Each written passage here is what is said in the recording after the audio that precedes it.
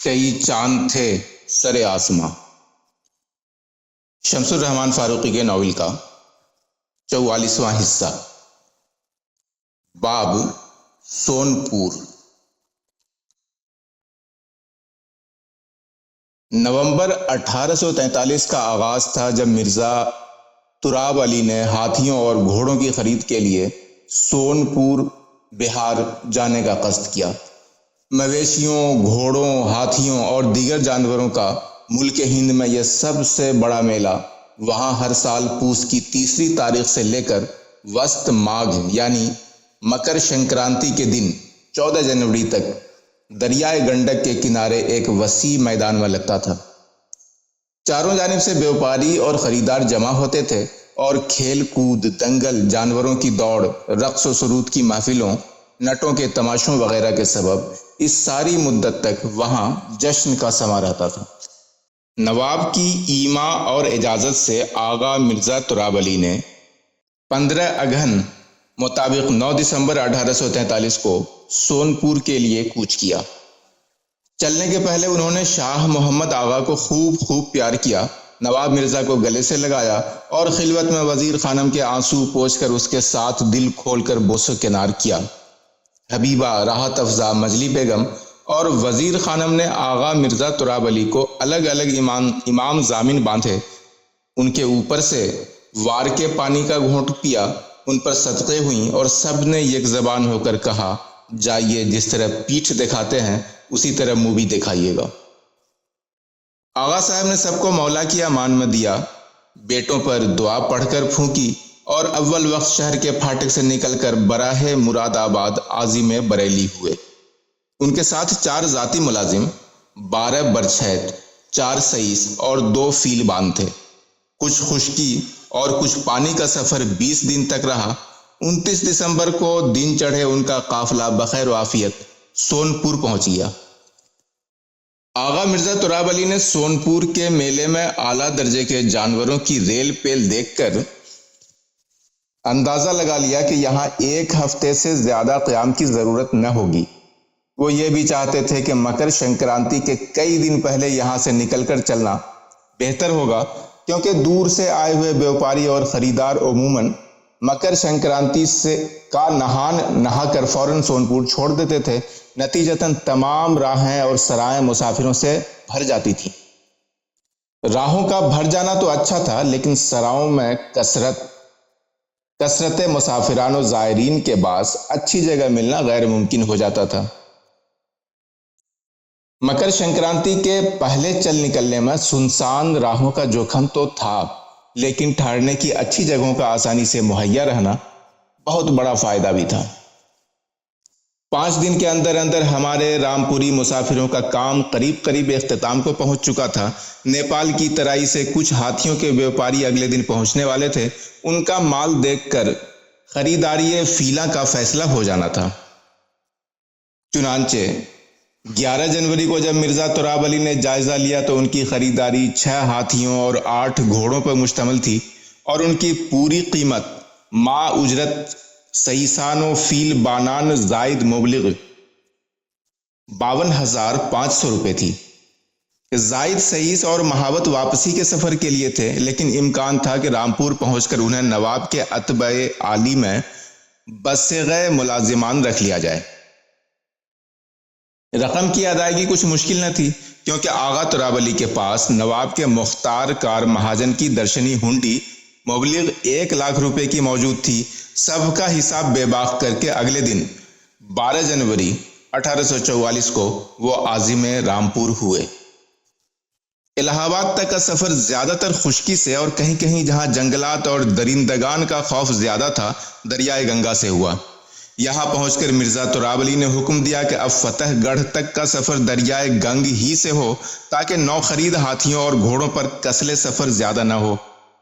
ندی کا سفر اگرچہ سست رفتار تھا، لیکن آندھی یا اتھلے پانی میں کشتیوں کے کسی ٹاپو سے ٹکرانے یا ریتے میں پھنس جانے کے خوف کو چھوڑ کر بہت آرام دہ تھا۔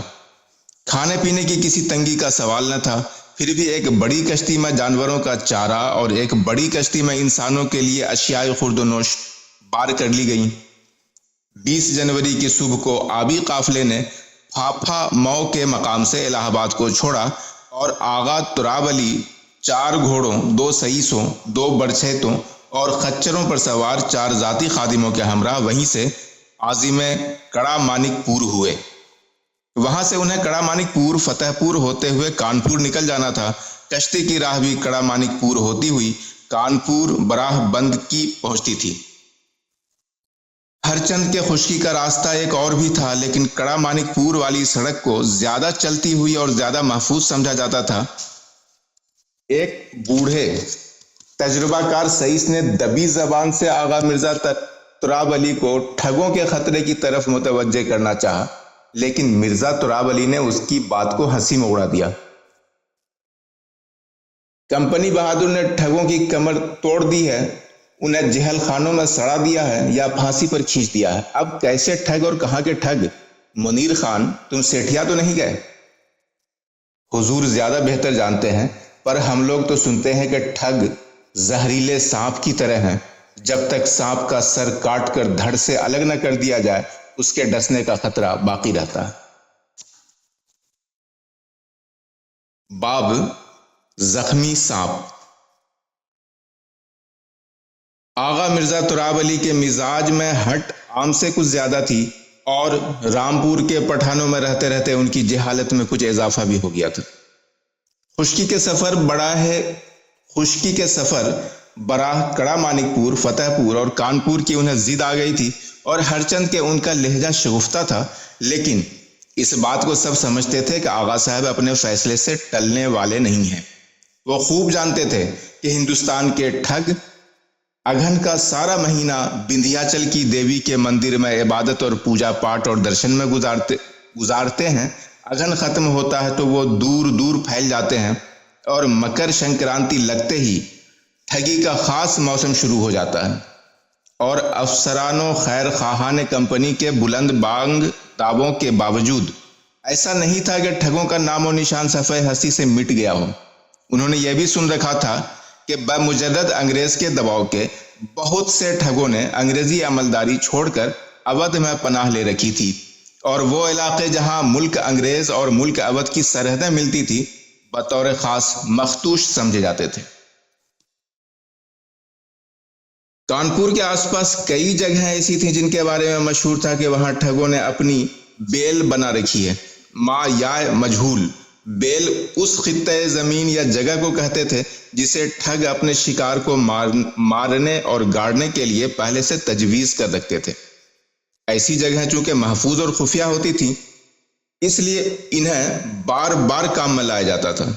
जिस जमाने का हम जिक्र लिख रहे हैं, उन अय्याम में कानपुर और फतेहपुर के दरमियान चिकुटिया नाम की एक जगह है और कानपुर के इलाके में चपरघटा नामी एक जगह की बेलें मशहूर थी।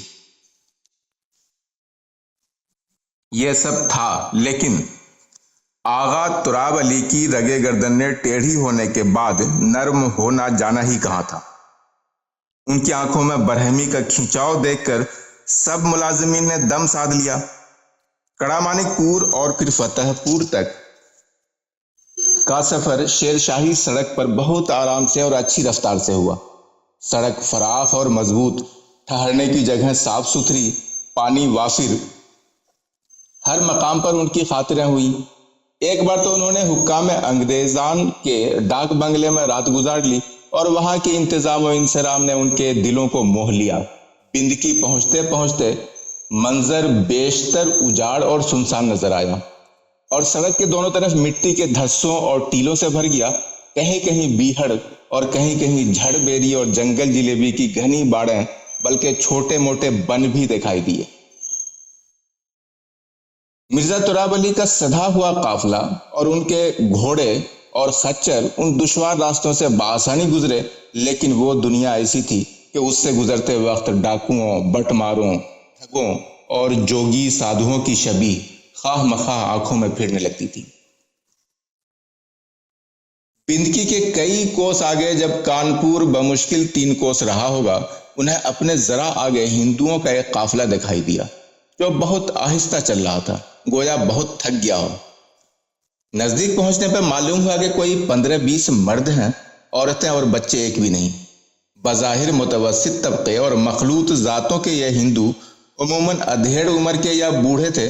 ان کے کپڑے معمولی، کچھ ملگجے لیکن پیوند سے عاری تھے، اور نہ کہیں سے پھٹے یا مرمت شدہ تھے۔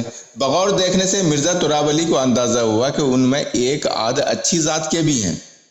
بقیہ شکل و صورت کے اعتبار سے کسان، اہیر، لوہار اور چرواہے وغیرہ، اور چال ڈھال، سبھاؤ، جسمانی حرکات و سکنات کے اعتبار سے نہایت نیک، قاعدے قانون اور رواج سماج کا احترام کرنے والے، مشقت کی روٹی کھانے والے لگتے تھے۔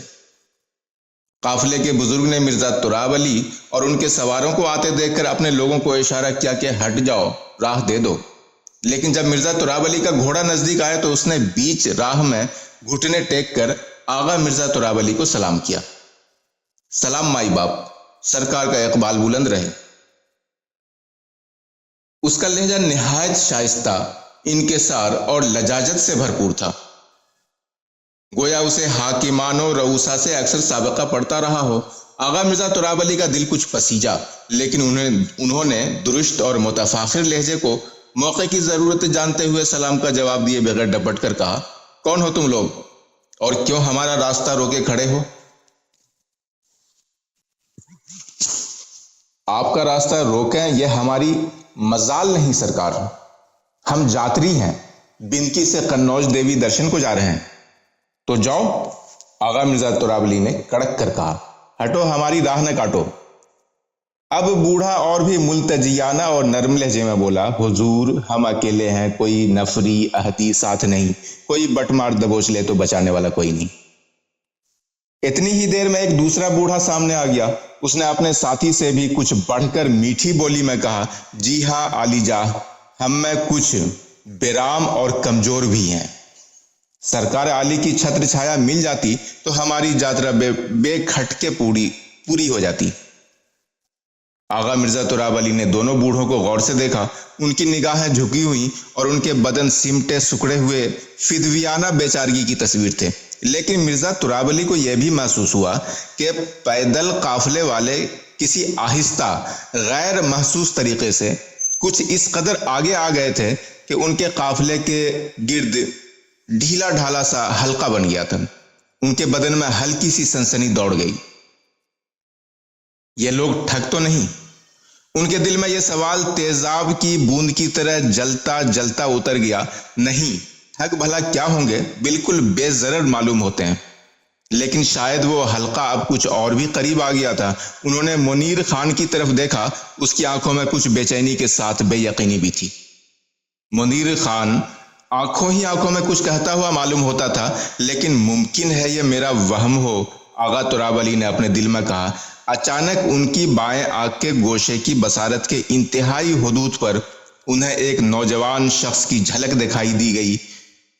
دوسرے راہگیروں کے برخلاف وہ اپنا بدن چرائے ہوئے نہ تھا، اور اس کی آنکھوں میں کچھ ایسی چمک تھی جو شفاف ہونے کے ساتھ ساتھ توقع سے بھرپور تھی، جیسے کسی اژدہے نے اونگتا ہوا خرگوش دیکھ لیا ہو۔ انہیں اچانک کچھ ڈر محسوس ہوا۔ وہ کچھ کہنا چاہتے تھے کہ پیڑوں کے پچھلے جھنڈ سے ایک کوا کاؤں کاؤں کرتا گزرا۔ آغا تراب علی نے دیکھا، بلکہ محسوس کر لیا کہ اہل قافلہ کی آنکھیں گو کہ زمین کی طرف جھکی ہوئی ہیں، لیکن در حقیقت سب اس کوے کو دیکھنے کے لیے تجسس میں ہیں کہ کوا کسی شاخ پر اترتا ہے یا اڑ جاتا ہے۔ منیر خان ہلکے سے کھنکھارا۔ شاید اس نے لب کشائی کی جرات کر لی تھی، لیکن ابھی اس نے کچھ کہا نہ تھا کہ کوا بآواز بلند پکارتا ہوا آگے بڑھ گیا۔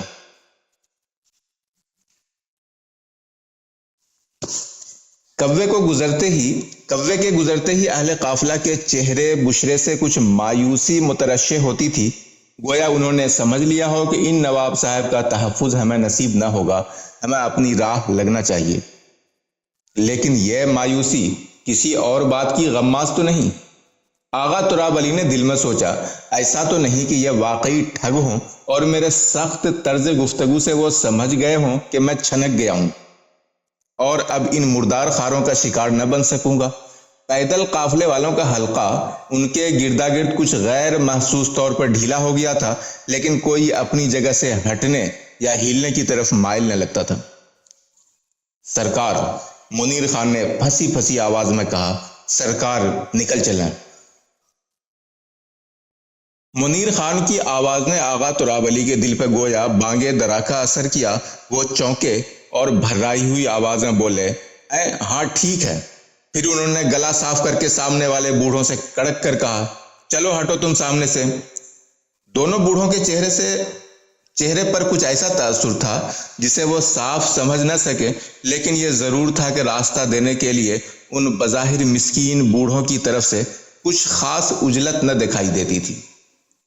آغا تراب علی نے اپنا گھوڑا ایک قدم پیچھے ہٹا کر چابک ہوا میں لہرایا اور گھوڑے کی پسلیوں کو رانوں میں مضبوط داب کر کہا، اڑ چل بیٹے۔ گھوڑے نے گردن اٹھائی، دانت اریاں کیے، سیاہ گھنی عیال ہوا میں پرچموں کی طرح لہرائی اور اگلے دونوں پاؤں سمیٹ کر اس نے کمر کی پوری قوت کے ساتھ اپنا بدن آگے کو ہیل دیا۔ اگلے پاؤں سمٹ کر پیٹ سے تقریباً لگے ہوئے، پچھلے پاؤں سکڑ کر زیر کمر، بوڑھے ابھی سمجھ بھی نہ پائے تھے کہ کیا بچاؤ کریں، اور گھوڑے نے اپنے سوار کو لیے ہوئے برف کے گالے کسی خاموشی کے ساتھ کئی گز آگے اتار دیا۔ گھوڑے کے گزرنے کی سنسناہٹ اور پھر اس کے زمین پر اترنے کی تکان سے خوف کھا کر بوڑھے زمین بوس تھے اور ان کے اہل قافلہ کا حلقہ تیلیوں کی طرح بکھر گیا۔ تھوڑی ہی دیر میں آغا مرزا تراب علی اور ان کے ساتھی غبار اور پھر طوالت فاصلہ کے سبب نظروں سے اوجھل ہو چکے تھے۔ کئی کوس کی دوڑ کے بعد سانسیں برابر کرنے اور گھوڑوں کو پانی پلانے کے لیے وہ ایک کنویں پر رکے تو منیر خان نے آہستہ سے کہا، وہ لوگ ٹھگ تھے سرکار، یہاں زیادہ نہ ٹھہرتے تو اچھا تھا۔ کیوں؟ تراب علی کی ضد پھر عود کرائی، یہاں ٹھہرنے میں کیا قباحت ہے؟ اب ٹھگ یہاں کہاں؟ جناب، یہ لوگ شکار کو تاک کر اس پر اپنا پنجہ قابض کرنے کے لیے آگے پیچھے 2-3 ٹکڑیوں میں بٹ کر واردات کرتے ہیں۔ کچھ عجب نہیں کہ ان کی ایک ٹکڑی یہیں کہیں آگے گھات میں ہو۔ یہ کیا فضول بیان ہے؟ تم لوگ پٹھان ہو یا چرواہے اور گھسیارے ہو؟ بے وجہ ڈرے جاتے ہو اور بے موت کے مرے جاتے ہو۔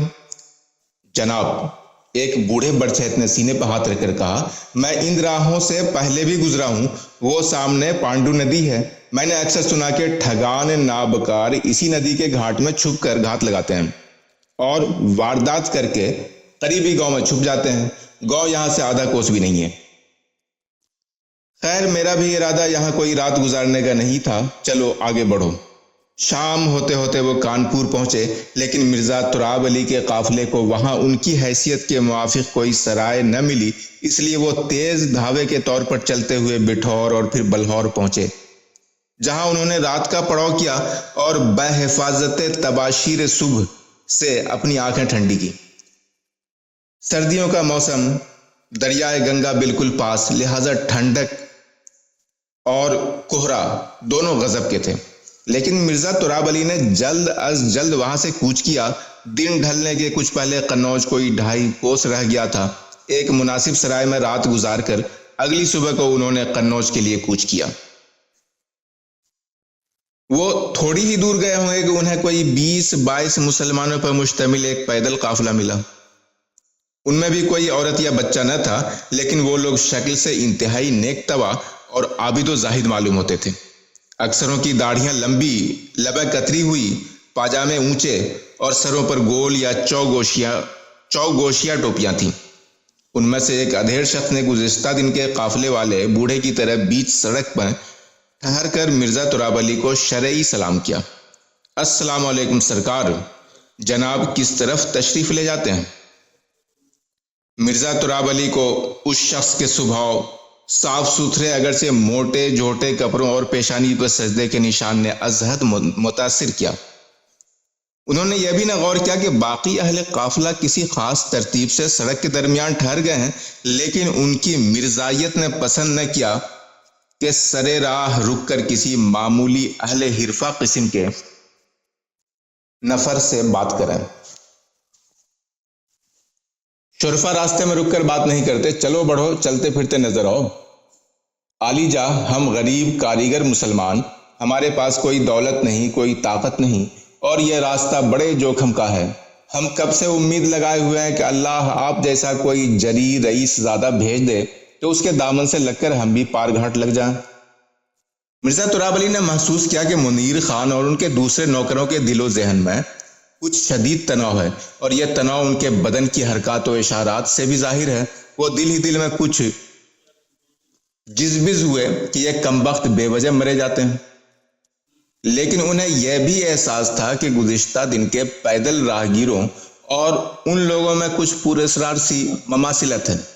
انہوں نے اپنی کمر میں بندھے ہوئے تمنچے پر ہاتھ ڈالا اور کہا، تو کیا تو نے ہمیں اپنا محافظ مقرر کیا ہے؟ تمہارے اپنے میٹ اور چودھری کہاں ہیں؟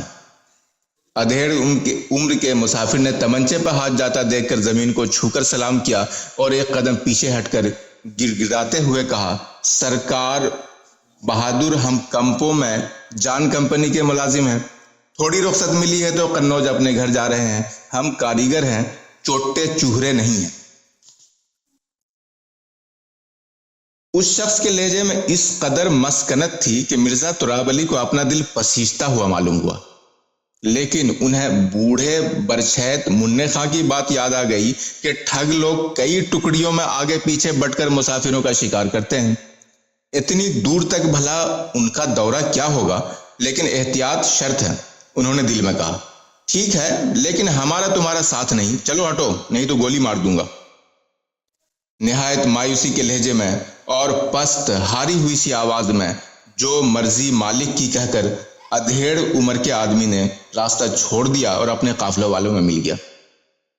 مرزا تراب علی کے اہل قافلہ نے آگے بڑھتے ہی ایک زبان ہو کر کہا، سرکار کی عقل و فراست کے قربان جائیے۔ سرکار نے فوراً پہچان لیا کہ وہ لوگ ٹھگ ہیں۔ ٹھگ بھلا کیا ہوں گے؟ آغا تراب علی نے کہا، اچھے بھلے نیک مسلمانوں کو تم لوگ ٹھگ بنائے دے رہے ہو؟ پلٹ کر جواب دینے کی ہمت تو کسی میں نہ تھی، لیکن سب نے دل میں کہا کہ جان بچی لاکھوں پائے، خواہ وہ کسی بہانے سے بچی ہو، جان بچ تو گئی۔ آغا تراب علی کے بھی دل میں اس دفعہ کچھ گھبراہٹ اور خوف کا ملا جلا ملگجا سا غبار اڑ رہا تھا۔ خوبی کی بات یہ تھی کہ دھوپ چمکی ہوئی تھی، موسم خوشگوار تھا اور راہ بہت ہموار۔ آسانی سے تیز تیز چلتے ہوئے انہوں نے قنوج کے 2 منزل آگے قیام کیا۔ یہاں سے فتح گڑھ کوس 1.5 کوس کے فاصلے پر تھا۔ سرائے کی چہل پہل، اونٹ گاڑیوں کا ہجوم، بچوں کی چیخ پکار اور کلکاریاں، پاس کے مندروں اور مساجد سے عبادت اور اذان کی آوازوں کے غلغلے میں مرزا تراب علی کی طبیعت کچھ ہلکی ہوئی۔ انہوں نے حکم دیا کہ سب اہل قافلہ آرام سے پاؤں پھیلا کر دیر تک سوئیں۔ صبح گرم پانی سے نہا دھو تازہ دم ہو کر دن چڑھے روانہ ہوں گے۔ اگلی صبح کو آغا تراب علی کپڑے پہن کر ناشتے کے لیے تیار ہو رہے تھے کہ منیر خان نے آ کر سلام کیا اور کچھ جھجکتے ہوئے، کچھ شرماتے ہوئے ملتجیانہ لہجے میں بولا، سرکار کچھ عرض کرنا ہے۔ کہو کہو۔ مرزا تراب علی نے محسوس کیا کہ اس وقت منیر خان کے چہرے پر وہی منفعلانہ لجاجت تھی جیسی کل اور پرسوں کے پاپیادہ قافلے والوں کا سامنا کرتے وقت نظر آتی تھی، لیکن جب منیر خان نے بات کہی تو وہ کچھ اور ہی تھی۔ سرکار یہ میرے گھر کے ہیں، میرے ماموں کے بیٹے، وہ بولا۔ پھر اسے شاید خیال آیا کہ بات ابھی واضح نہیں ہوئی۔ جی یہ میرا ماموں زاد بھائی ہے، صادق خان اس کا نام ہے۔ یا کہہ کر اس نے پیچھے مڑ کر کسی شخص کو اشارہ کیا کہ آگے آ جاؤ۔ 30-35 سال کی عمر، پستہ قد، گٹھا ہوا بدن، سر پر رنگین پھینٹا، بر میں رنگین گزی کا کرتا اور اسی رنگ اور کپڑے کا پاجامہ ایک بر کا، دونوں کپڑے بالکل صاف دھلے ہوئے اور پیوند یا چاک سے آری، جیسے کسی معمولی لیکن شریف گھرانے کا غریب آدمی ہو۔ تسلیمات عرض کرتا ہوں سرکار۔ اس نے جھک کر 2 تسلیمیں کی اور ایک طرف سکڑ کر کھڑا ہو گیا۔ اس نے اپنی نگاہیں اپنے پاؤں پر مضبوطی سے جما رکھی تھی۔ کیا نام ہے تمہارا؟ کہاں سے آ رہے ہو؟ نوارد نے اپنی آنکھیں زمین پر قائم رکھیں۔ غلام کو صادق خان کہتے ہیں، ہم کمپوں سے آ رہے ہیں۔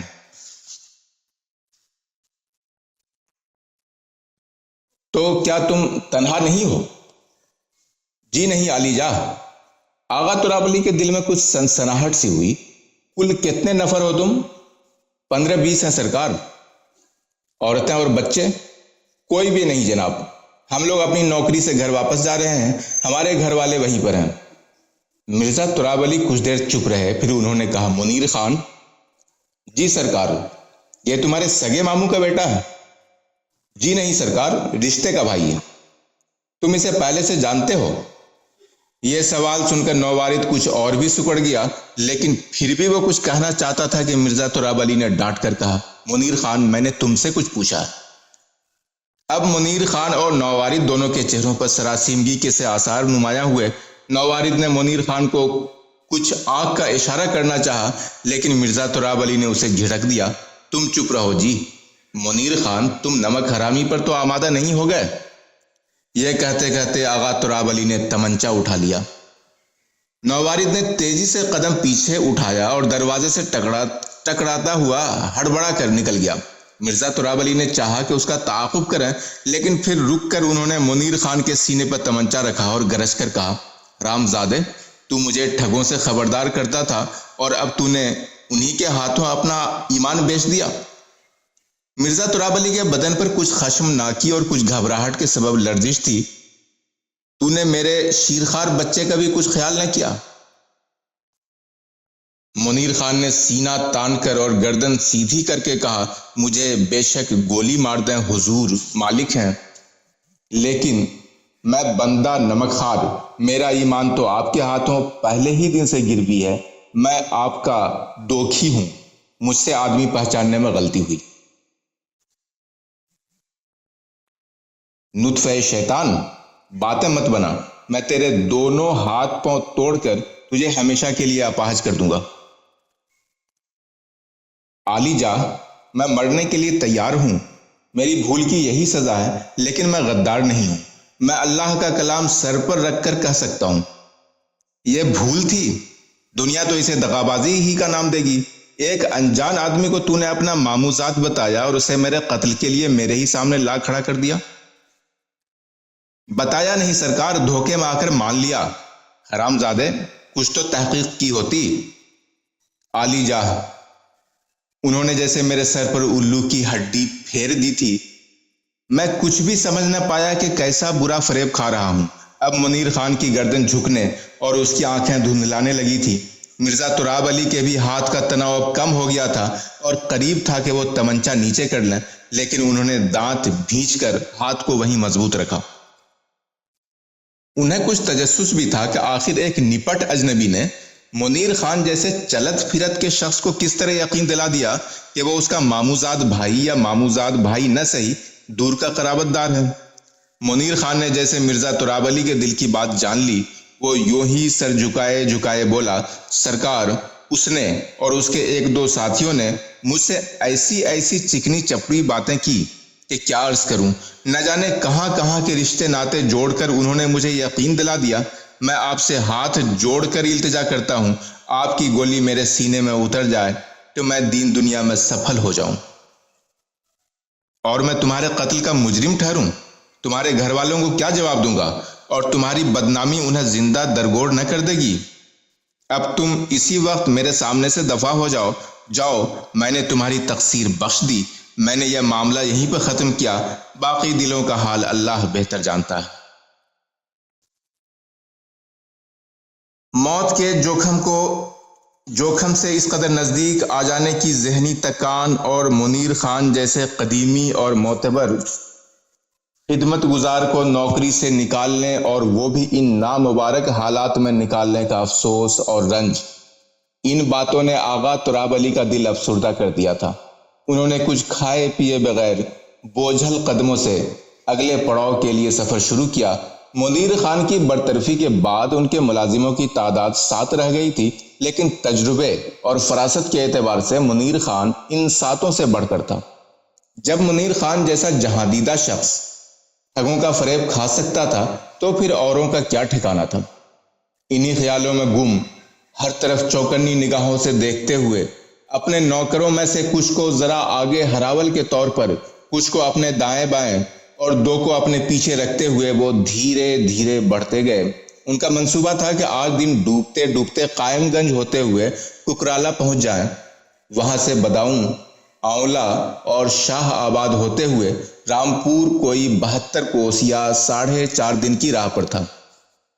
لیکن احتیاط بلکہ تقریباً پھونک پھونک کر قدم رکھنے کی وجہ سے ان کی رفتار بہت دھیمی ہو گئی تھی۔ کشتی والے قافلے کو فتح گڑھ پر دریائی راستہ چھوڑ کر خشکی کی راہ سے 10 کوس قائم گنج اور پھر ککرالا پہنچنا تھا۔ ایک خیال یہ تھا کہ اگر مرزا تراب علی کے قافلے نے اپنی رفتار ہلکی رکھی اور 2-4 دن کہیں راہ میں قیام بھی کر لیا تو دونوں قافلے بداؤں اور آنولا کے درمیان مل بھی سکتے تھے۔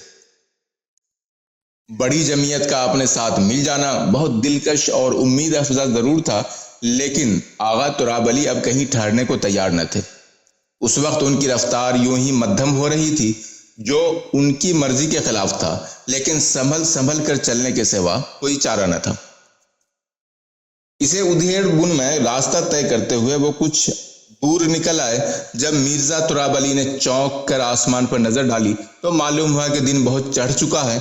وہ مشرق سے مغرب کی طرف جا رہے تھے، اس لیے سورج ابھی ان کے پیچھے تھا، اور گھوڑ سواروں، خچر سواروں اور پیادہ سپاہیوں کے لمبے سائے سڑک پر پھیل رہے تھے۔ بظاہر ابھی قائم گنج بہت دور تھا، چاروں طرف دور تک بنجر میدان پھیلا ہوا تھا، اس کی انتہا ہی نہ ملتی تھی۔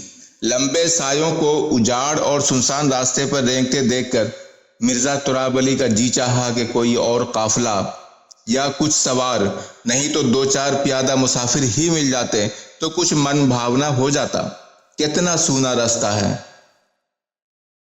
بھیڑیا ہی مل جائے، یا شاید راستہ اتنا ہول انگیز نہ تھا۔